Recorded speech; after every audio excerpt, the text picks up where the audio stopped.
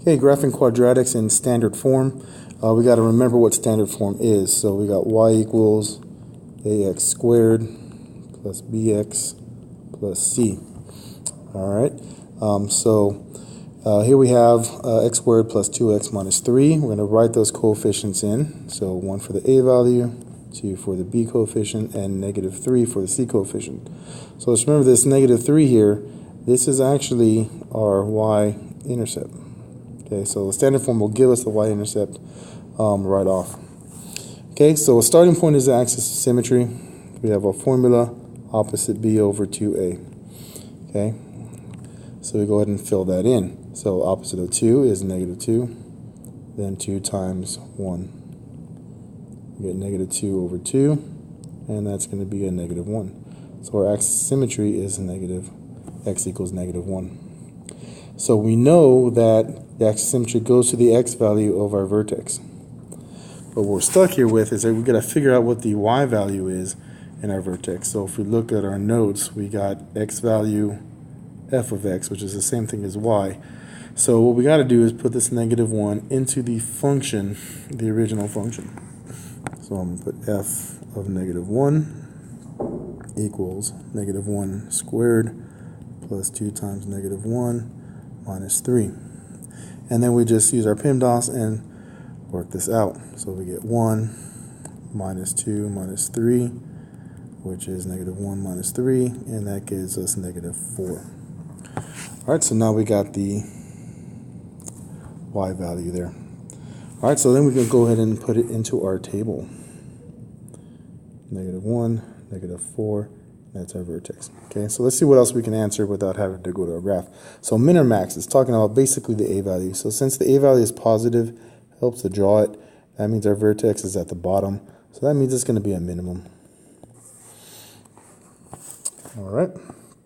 So going to our graph. Let's remember our graphing numbers 1, 3, and 5. And those won't change since a is equal to 1. All right, so we're going to use those. So let's graph our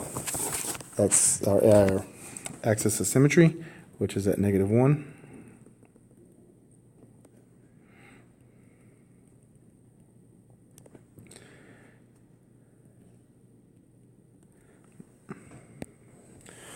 All right, and graph our vertex point, negative 1, negative 4. It's right here. Okay, and then we're going to use our graphing points. So I'm going to go up 1, out 1.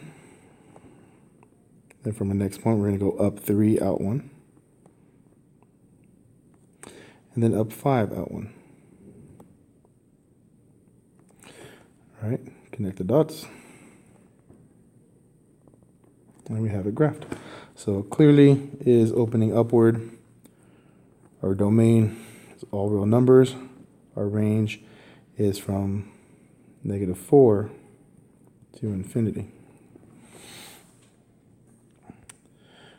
All right, so using the pattern or just our coordinates, we just put that. So 1 away from negative 4 is negative 3. Okay, negative 3 from 3 away from negative 3 is 0, and 5 away from 0 is positive 5. And because it's symmetrical, we can write the same pattern on the other side of our vertex, and you can see the numbers are symmetrically the same. X values just go by ones, so more negatives, and then 1 and 2.